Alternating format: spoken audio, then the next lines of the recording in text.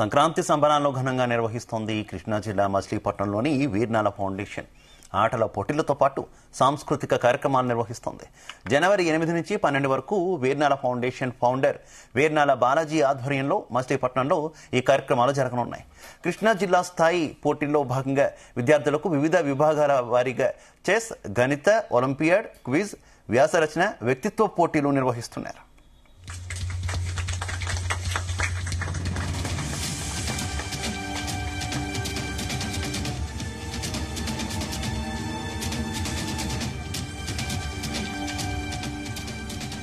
Junior, senior విభాగాల్లో పురుషులు, మహిళల కబడ్డీ పోటీ నిర్వహిస్తున్నారు.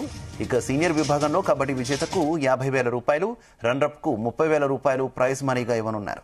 ఇక జూనియర్ కబడ్డీలో విన్నర్కు 25,000 రూపాయలు, రన్నర్‌కు 15,000 రూపాయలు అందించనుంది వీర్నాల ఫౌండేషన్. ఈ పోటీలు మచిలీపట్నంలోని హిందూ కాలేజీలో జరగనున్నాయి.